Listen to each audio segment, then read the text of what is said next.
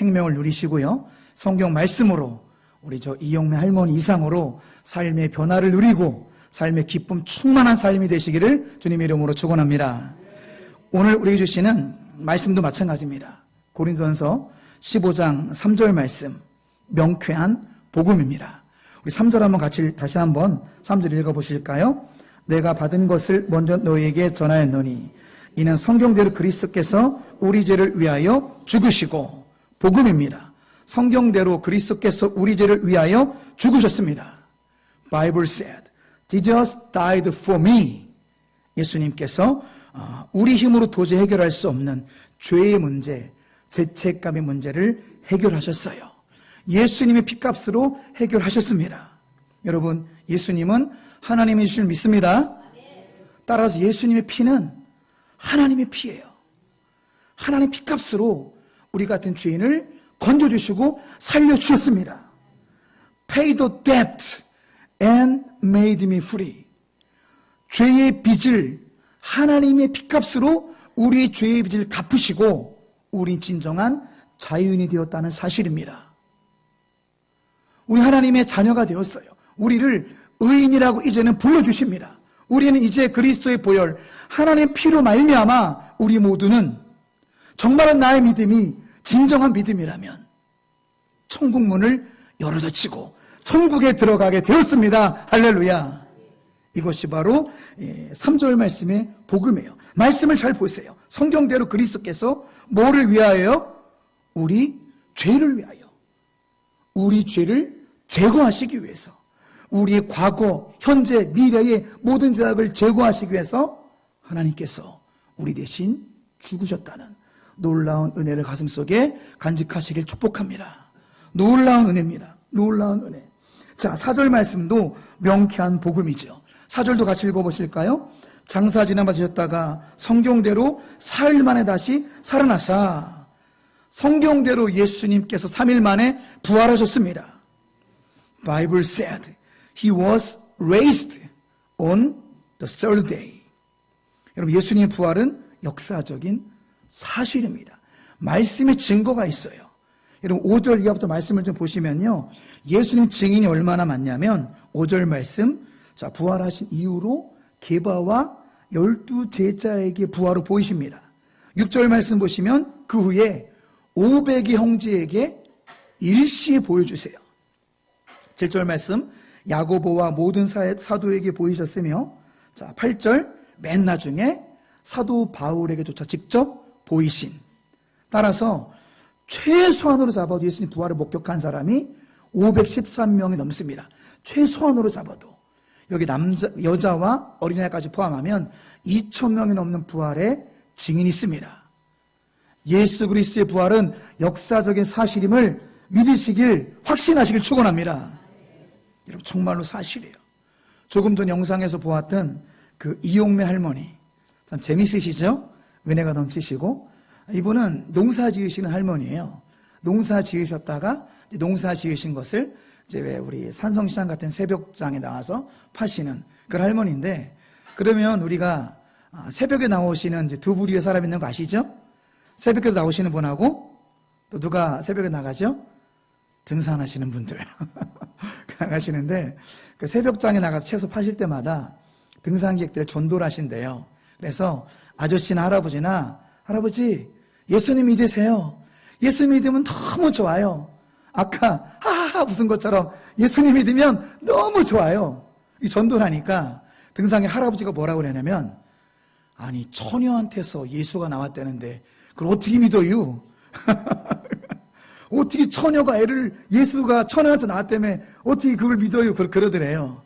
그러니까 이 할머니 하나님께 지혜를 주셔가지고 대답을 이렇게 했다랍니다. 할아버지, 집에 가서 역사책 찾아보세요. 예수님 있나 없나? 역사책을 찾아보라고. 할아버지 돌아가서 역사책을 넘겨보니까 실제 역사 교과서에, 역사책에 예수님의 탄생과 부활이 적혀 있더랍니다. 그 다음에 다시 와가지고 진짜 예수님의 이 탄생과 부활이 역사책에 있네요 하고 이용매 할머니랑 같이 예수님을 영접하셨다랍니다. 할렐루야. 여러분, 안 기쁘십니까? 예, 하나님께 영광을 써 돌릴까요? 할렐루야. 여러분, 이렇게 예수 그리스도의 부활은 역사적인 사실입니다. 말씀의 증거고 예수님의 부활은 정말로 사실인데, 여러분, 더 중요한 것은 우리 모든 무슨 일이든 간에 의미가 중요하죠. 의미. 여러분, 예수님의 부활은 여러분에게 어떤 의미로 다가오십니까? 항상 의미가 중요한 거예요. 우리 부활절에 흰 옷도 입고 삶은 달걀도 먹고 전 세계가 막 들썩이잖아요. 그렇죠? 더 중요한 건 부활의 의미가 중요한 것입니다. 찬송가 160장. 원수를 다 이기고 무덤에서 살아나셨네. 어둠을 이기시고 나와서 성도와 함께 길이 다스리시네. 첫음으로 듣겠네요. 사셨네, 사셨네, 예수 다시 사셨네. 찬송 기뻐하지만 의미가 더 중요하다는 거예요. 여러분 생각해 보시기 바랍니다. 우리가 지난주 부활주일 보냈는데 여러분에게는 부활이 어떤 의미로 다가오십니까? 단순히 기쁜 날도 아니고 단순히 계란 먹는 날이 아니라 왜 부활이 기쁘냐면 나 대신 십자가에 달리신 그분은 진짜 하나님이셨습니다. 그래서 우리 흉악한 과거, 현재, 미래, 우리 어젯밤에 준 우리의 모든 죄악들까지도 죄 사함 받을 수 있는 길은 우리를 만드신 창조주 그리스도, 베들레헴 청년이 아닙니다. 만약 부활이 없었더라면요, 해프닝으로 끝났겠죠. 베들레헴의 어떤 노청년이 구세주라고 얘기했다가 그냥 죽어버리고 끝난 거죠. 나사렛 출신 청년이, 노청년이 그냥 자기가 구원자라고 말했다가 그냥 끝나버린 사건이 되고 우리의 죄 문제가 그대로 있는 거예요. 하지만 그렇지 않았죠. 예수님께서 부활하심으로 우리 죄값을 치르신 분은 우리를 창조하신 하나님이 우리 대신 죽으셨다는 사실입니다. 이해가 되십니까, 여러분? 또 가까운 예로 여러분의 죄 때문에 여러분의 친아버지나 친정아버지가 대신 죽으셨다 생각해 보세요. 아이고, 나 때문에 우리 친정아버지가 대신 죽었어. 얼마나 가슴 아프고 얼마나 원통하고 그렇겠습니까? 그런데 그 정도가 아니라 부활의 사건은 우리를 만드신 하나님 아버지께서 직접 우리를 위해 죽으셨다는 사실입니다. 그래서 우리의 모든 죄가 사해지고 우리의 모든 죄값이 하나님의 피값으로 우리의 모든 죄값이 제거된 줄로 믿습니다. 따라서 여러분, 예수님의 부활은 죄사함의 확증이라는 거예요. 가슴에 새기시고요, 양옆에 계신 분한테 그렇게 한번 다시 한번 이야기해 주세요. 이렇게 말했으면 좋겠습니다.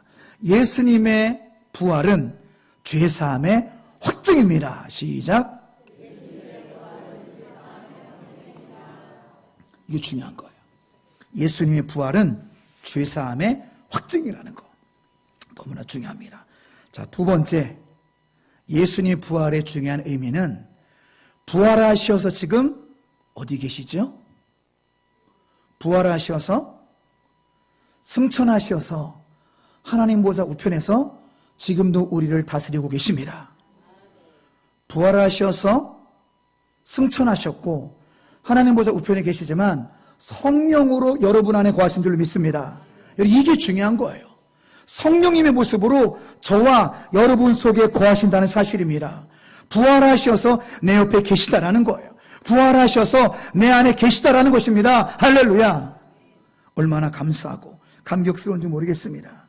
이스라엘어로 임마누엘, 영어로 God with us, 지금도 우리 안에 거하시는, 그래서 그 주님께서 우리를 지금 이 순간도 인도하신 줄로 믿습니다. 이 말씀이 바로 갈라디아서 2장 20절이죠. 우리 한번 찾아보실까요? 조금만 뒤로 넘기셔가지고요. 자, 우리 할머니가 완전히 암송을 잘 하셨던 말씀 중에 하나죠. 갈라디아서 2장 20절. 이 의미를 분명히 우리가 더 알고 하나님을 더 경험하기를 원합니다. 갈라디아서 2장 20절, 신약성경 304쪽입니다. 다 같이 한번 갈라디아서 2장 20절 읽어보실까요? 내가 그리스도와 함께 십자가에 못 박혔나니 그런즉 이제는 내가 사는 것이 아니요 오직 내 안에 그리스도께서 사시는 것이라. 이제 내 육체 가운데 사는 것은 나를 사랑하사 나를 위하여 자기 자신을 버리신 하나님의 아들을 믿는 믿음 안에서 사는 것이라. 할렐루야. 자, 상반절에 내가 그리스도와 함께 십자가에 못 박혔나니라고 바울이 고백하고 있습니다. 이 의미는 뭐냐면 한 번 박혀서 끝났다는 말씀이 아니에요. 우리는 어떤 존재냐? 우리는 매일매일 우리의 옛 자아가 십자가에 못 박혀야만 되는 존재라는 사실입니다. 한 번 박아서 끝났다고 말하는 것은 구원파예요. 그것이 한 번 깨달았고 한 번 회개했이 됐다, 이게 구원파입니다.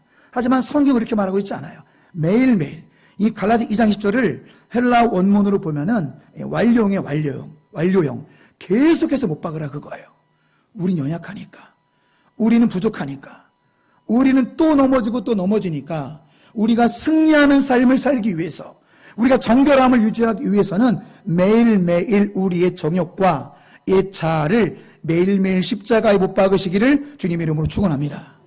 그래야 승리감의 충만함으로 우리가 사역을 감당할 수가 있고 사명을 감당할 수 있기 때문에 그렇습니다. 그런데 이렇게 이론처럼 우리가 매일매일 죄악을 십자가에 못 박는다면 얼마나 좋겠습니까? 하지만 말대로 쉽진 않죠.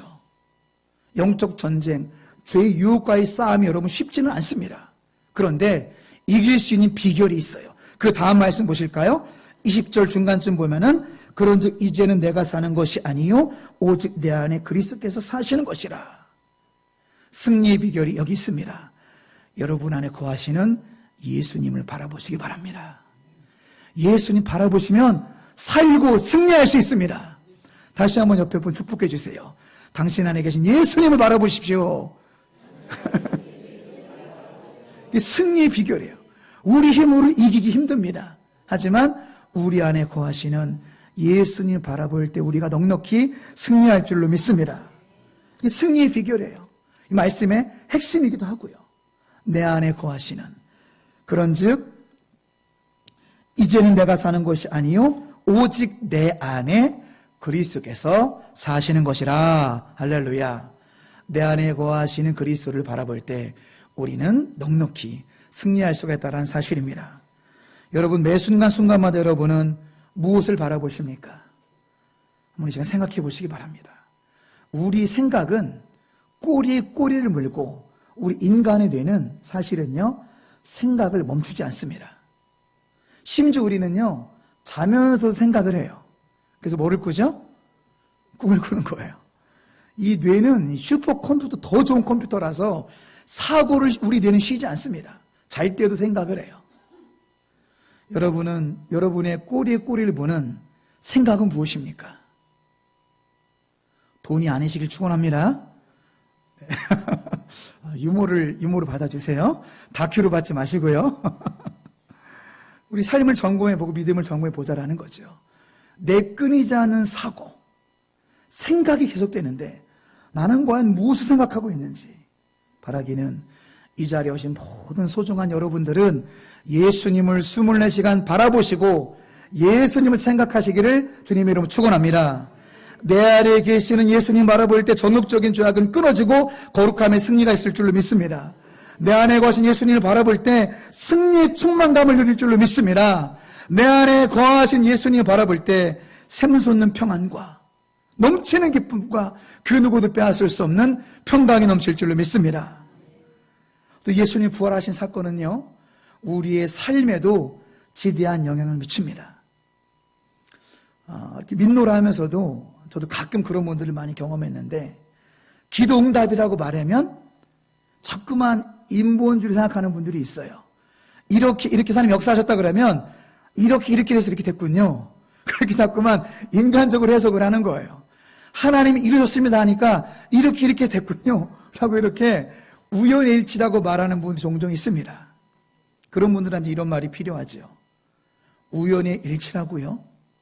기도 응답이 아니라 이렇게 되어지는 것이 우연의 일치를 생각하신다면 당신의 기도를 한번 멈춰 보십시오. 그렇다면 당신의 우연조차도 일어나지 않을 것입니다. 여러분, 그렇습니다. 하나님 안에서 우연은 없습니다. 하나님 안에 필연과 섭리가 있는 줄로 믿습니다. 하나님께서 우리 안에 거하시기 때문에 우리의 작은 신음소리까지도 들으시고, 신음도 들으시는데요, 우리가 기도할 때 안 들으시겠습니까? 성령 하나님께서, 또 부활하신 예수님께서 우리 안에 거하시기 때문에 우리의 모든 기도를 들으시고 강력하게 응답하실 줄로 믿습니다. 시편 28편 1절에 보면 이런 말씀이 있어요. 여호와여, 내가 주께 부르짖으오니 나의 반석이요, 내게 귀를 막지 마소서. 주께서 내게 잠잠하시면 내가 무덤에 내려가는 자와 같을까나이다. 다윗이 하나님, 내 기도에 왜 잠잠하십니까? 내 기도에 잠잠하시면 내가 무덤에 내려가는 것 같습니다. 죽을 것만 같습니다. 주님, 왜 응답 안 해주세요? 응답 안 해주니까 내가 지금 죽을 것만 같아요. 왜 잠잠하십니까? 라고 다윗이 여쭤봤어요, 하나님께. 그 응답의 말씀이 시편 29편입니다. 산이 진동하고, 산이 진동해서 막 노루가 낙태까지 하고, 그 이면의 뜻이 중요한데, 시편 29편은 어떤 메시지냐면, 다윗아, 내가 네 기도에 응답이 안 한다고 레바논의 산맥이 진동할 정도로, 가데스 광야가 진동할 정도로 나는 너의 기도 소리에 응답하는 여호와 하나님이다. 할렐루야. 이게 저와 여러분을 향한 하나님의 마음이라는 사실이에요. 시편 29편 8절, 여호와의 소리가 광야를 진동하시며 여호와께서 가데스 광야를 진동시키도다. 바로 그런 것입니다. 사랑하는 아들아, 딸아, 조금만 더 인내해라. 너의 때와 나의 때가 다르니 조금만 더 믿음으로 인내하시기를 축원합니다. 그렇게 하면 가데스 광야가 진동할 정도로, 레바논 산맥이 갈라질 정도로 내가 너의 기도에 응답하는 그날이 속히 올 것이다. 할렐루야. 이 하나님 아버지 마음이고, 내 안에 부활하셔 살아계시는 주님의 음성이라는 사실을 믿으시길 주님으로 축원합니다. 말씀을 정리하고 마치겠습니다. 오늘의 결론은 심플하지만 강력한 말씀입니다. 첫째, 예수님의 부활하심으로 나의 모든 죄 문제가 다 해결이 되었습니다. 할렐루야. 십자가를 바라볼 때마다, 예수님 부활을 묵상할 때마다 죄사함을 확증하는 그런 자유가 있으시기를 주님의 이름으로 축원합니다. 두 번째는요, 예수님은 부활하셔서 하늘 보좌 우편에 계신 것뿐만 아니라 부활하신 예수님께서는 성령으로 우리 안에 거하심을 바라보시길 주님의 이름으로 축원합니다. 우리 안에 거하신 예수님을 바라봄으로 말미암아 기쁨과 평안과 소망에 넘치시는 그런 복된 일생이 되시기를 주님의 이름으로 축원합니다.